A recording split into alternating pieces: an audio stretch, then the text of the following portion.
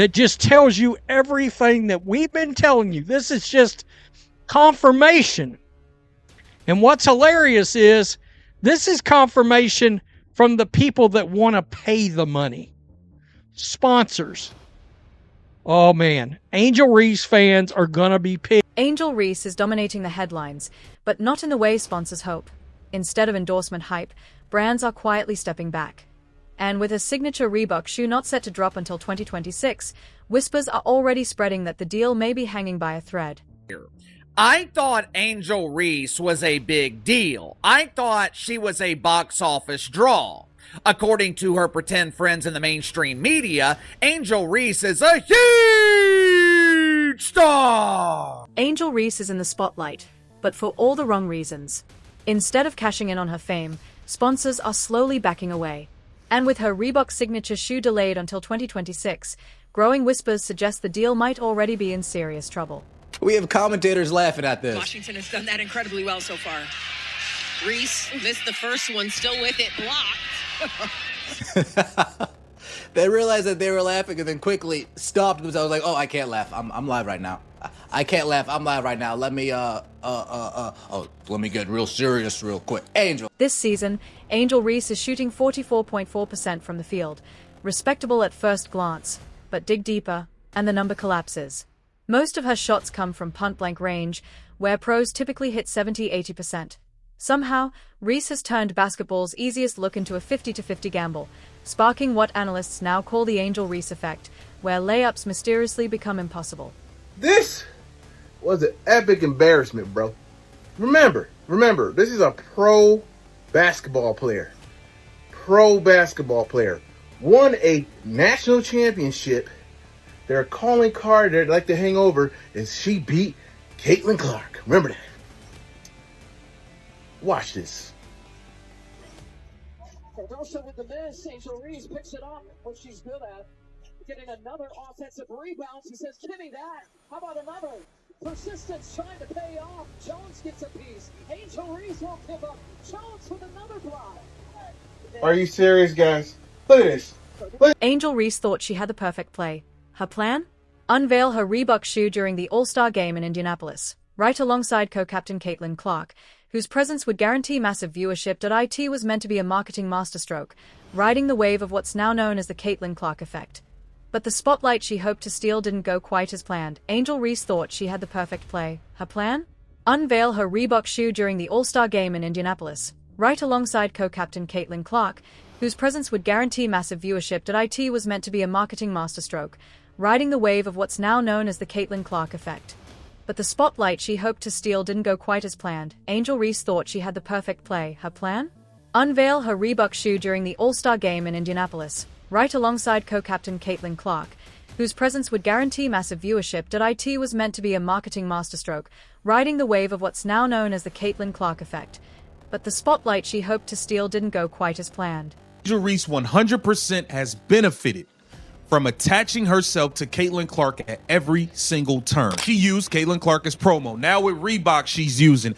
This is nonstop. She has attached herself to Caitlin Clark at every single turn, and she has benefited. Instead, it turned into a masterclass in bad timing. Murphy's Law in full effect. Just days before the All-Star festivities, Caitlin Clark went down with a right groin injury. The setback knocked her out of both the three-point contest and the main event itself, wiping out the very stage Reese was counting on to launch her shoe into the spotlight visibility. Shaq and Allen Iverson are going to go and do what they can to promote their player. Like, even still here, like, you had the Angel Reese saying that she was, taking over Indiana, and there's about 15 fans there. And more than more in Caitlin Clark merch than her merch. She pulls up with about 15 fans, and I'm like, take over, Angel, take over. This is her city now. And I'm like, and she's never won a game. If you're enjoying this, hit subscribe. Because the irony here is almost too perfect. Angel Reese has worked tirelessly to paint herself as Caitlin Clark's equal, if not her superior. Yet when the big moment came, she needed Clark's star power more than ever. Without Clark on the court, the All-Star game lost its main attraction. And with it, Reese's carefully staged shoe debut. The numbers didn't lie, viewership tanked, engagement plummeted. and her grand reveal landed with a thud in front of a far smaller audience than she'd planned. Take over your trap. I mean, who's she talking about right there? Because Clark takes over every single trap she goes to. In fact, they gotta expand the trap so she can take over more real estate. Every single place she goes to. I mean, there is zero argument to possibly be made that she isn't the biggest attraction, the one that brings the most attention, whatever. It's not even worth talking. The basketball gods clearly have a twisted sense of humor. Angel Reese, who spent months talking up her own star power, suddenly found herself relying on her rival Caitlin Clark to make her moment matter. What was supposed to be her all-star coronation instead became a brutal reminder. Both the WNBA's buzz and her own marketing clout still orbit around Clark. Now, insiders say Reese is seething, directing her frustration toward Clark for the crime of getting injured at the worst possible moment. The timing couldn't have been more disastrous for a plan she'd been meticulously crafting with Reebok for months, banking on the league's biggest stage to showcase her brand. Sponsors assured him Clark, coming to his organization, would rake in cash hand over fist. But, quote, they didn't tell us the same thing about Angel Reese. She's not the draw, folks. I mean, I don't know how else to say it. Quote, I don't know if we can make that same offer. Cube initially sent the offer Clark's way when she was an Iowa Hawkeye. But the bad luck didn't stop there. Angel's own body joined the sabotage. Her back injury sidelined her for 4 of the Chicago Sky's last 5 games, labeled day-to-day but with no clear return date. From the bench, she had a front-row seat to her team's freefall. The Sky, now a miserable 8-21, have perfected the art of creative losing, racking up an 8-game skid that lined up perfectly with Reese's absence. For Reebok, it's been a PR disaster of epic proportions. Imagine being an exec watching your signature athlete brick layups in your shoes, then vanish from the court altogether. While the league's commentators chuckle, once a powerhouse in basketball gear, Reebok is now tied to a player whose name has become shorthand for missed opportunities.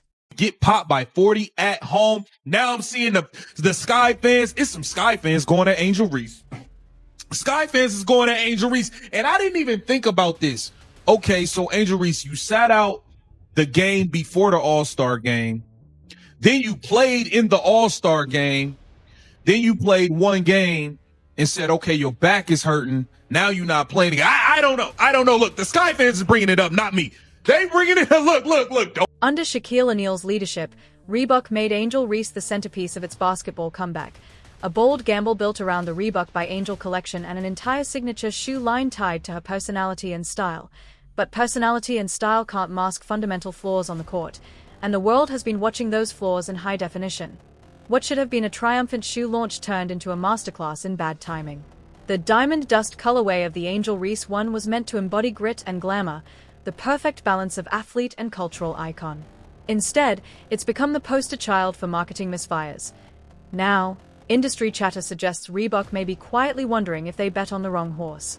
When your star athlete makes more headlines for missed shots than made ones, and her team is serving nightly tutorials on how not to play basketball, the return on investment starts looking bleak.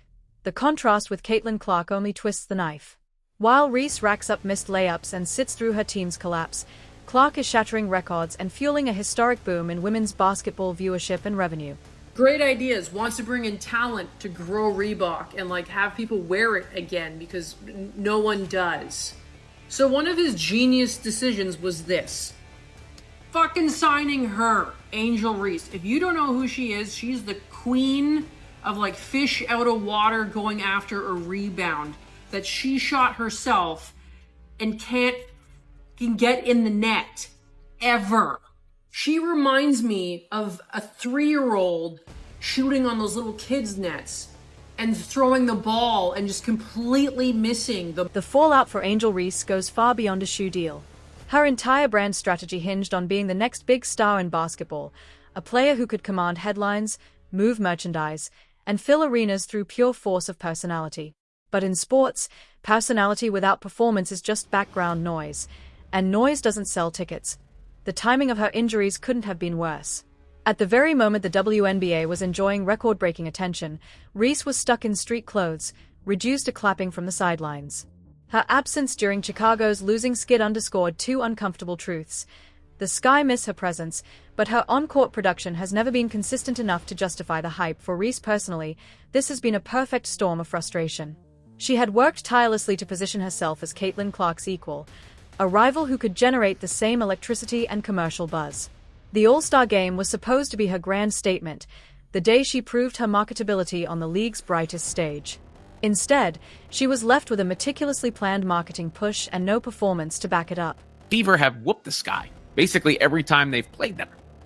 And did everybody forget about Barbie Night last year, where Clark and the Fever went in there and she was signing pink towels and stuff? And the psychological toll of watching a carefully crafted plan collapse due to forces beyond her control has been obvious. Sources say Angel Reese's frustration has been simmering since her All-Star Game letdown, only to boil over after her injury. Behind the scenes, she's reportedly voiced the belief that Caitlin Clark's injury ruined everything, as if the basketball gods had plotted to sabotage her moment. But the more revealing part isn't the bad luck, it's what this situation exposes about Reese's strategy. The fact that her big marketing push depended on Clark being there to draw eyeballs says everything about the real dynamics of their so-called rivalry. Publicly, she positioned herself as Clark's equal. Privately, she knew Clark's star power was the fuel her own brand needed to ignite. Now, Reebok executives are facing uncomfortable questions.